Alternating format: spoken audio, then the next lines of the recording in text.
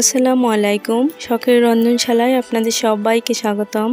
আজ আমি নিয়ে আসছি গরমের 3টি ভিন্ন স্বাদের ঠান্ডা ঠান্ডা শরবত, যেটা আপনাদের শরীরকে অনেকটাই ঠান্ডা করে দিবে।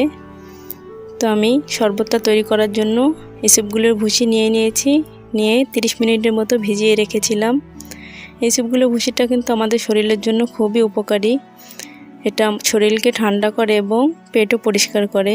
তো এসবগুলো ভুসি আমি 3টা গ্লাসে নিয়ে নিচ্ছি।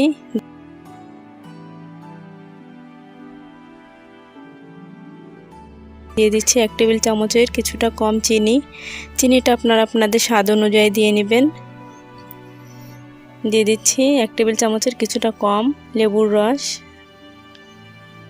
দিয়ে দিচ্ছি 2 চা চামচ ট্যাং।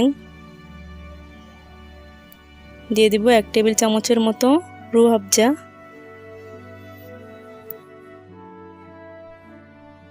তো লেবুর শরবতটার জন্য আমি বিট লবণ দিয়ে দিলাম। তো এবার আমি ঠান্ডা পানি দিয়ে দিব।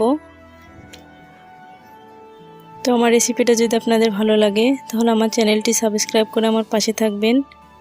ভালো লাগলে একটি লাইক দিবেন। তো এবার আমি এটি চামচের সাহায্যে ভালোভাবে গুলিয়ে নিচ্ছি। তো এভাবে কিন্তু আপনারা খুব অল্প সময়ে অল্প উপকরণেই শরবতগুলো বাসায় তৈরি করতে পারেন এবং এটা কিন্তু খুবই মজার হয় শরবতগুলা। আর শরবতটা কিন্তু আমাদের শরীরের জন্য খুবই উপকারী।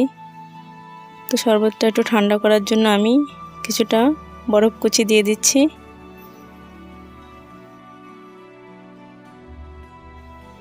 একটু ডেকোরেশনের জন্য আমি লেবু স্লাইস দিয়ে দিলাম।